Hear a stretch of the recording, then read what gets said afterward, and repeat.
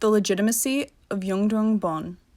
Tibetan Buddhism is the religion most individuals associate with Tibet, but Tibet is also the home of Bon, a religion that is subject to heavy scrutiny by many Buddhists.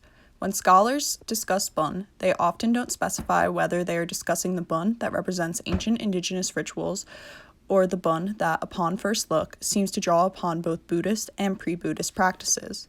The latter is formally called Yungdrung Bon, otherwise known as Eternal Bon. According to Per Kvern, Yungdrung Bon incorporates many indigenous rituals from Bon and many ideas that are thought to be strictly Buddhist. Bon ultimately believes in discovering enlightenment and follows the teachings of an individual known as Teacher Shenrab. Due to its similarities to Buddhism and the murky history around its time of emergence, many Buddhists delegitimize Yungdrung Bon as well as its followers, commonly referred to as Bonpos. Thus, I would like to ask, to what extent is Yungdrung Bon related to Buddhism, and how has this affected Yungdrung Bon's legitimacy as its own religion? In order to understand the controversy surrounding Yungdrung Bon, one must know the timeline of its existence. I have included a brief, though obviously simplified version of the timeline, separating the history of Tibet's religious culture into three major eras.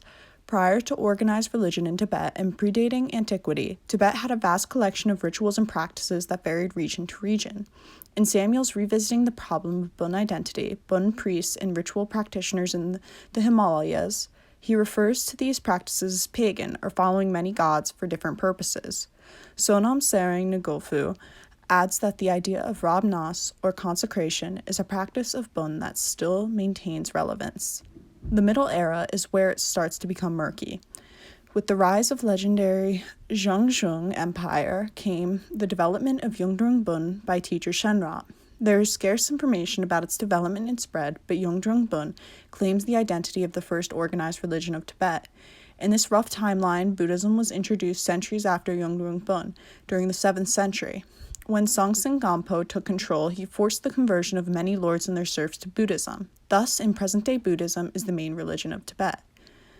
On the surface, this offers a pretty straightforward answer. If Yungdrung Bon came first in the Tibetan timeline, then of course it is a legitimate religion. If anything, Buddhism is the derivative. However, it must be noted that according to John Beleza, this narrative may not be the case. Beleza explains that the existence of Zhangzhung is up for debate, making the origin of Yungdrung Bon a subject of skepticism as well. There is a possibility that Bonpos constructed the story of origin to help fight claims of illegitimacy, ironically causing even more suspicion. There are a few major similarities between Yungdrung Bon and Buddhism. First, both have the ultimate goal of reaching a sense of enlightenment and removing themselves from earthly pleasures. Both also have an ultimate teacher that has passed down knowledge so that others may reach enlightenment. Yungdrung Bon has teacher Shenrab, and Buddhism has Buddha. Both also hold on to several traditions of old, such as rabnas, pilgrimages, and funeral practices like the breaking of the stone. These similarities are what often lead to their confusion and the illegitimization of one or the other.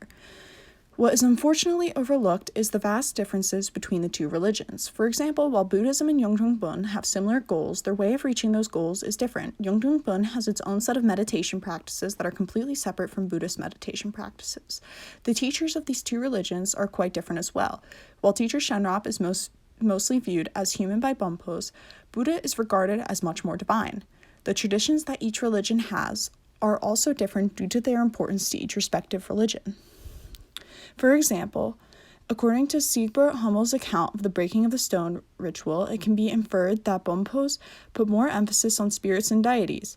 This is what often leads to Bonpos being referred to as shamanists. Meanwhile, Buddhism places more emphasis on philosophy. Thus, the two are quite different. It is also of importance that one understands that Buddhism has borrowed several aspects of Yungdrung Bon. For example, according to Setsun Nyamgyo, Buddhism has adopted at least 8 auspicious symbols from Yungdrung Bon. The original designs of these symbols have their origin in Bon and traditional Indian beliefs, but were adopted and transformed by Bonpos into their own symbols. Alex McKay also explains that it is likely that many practices, like pilgrimages and monasteries, were adopted by Buddhists from Yungdrung Bon.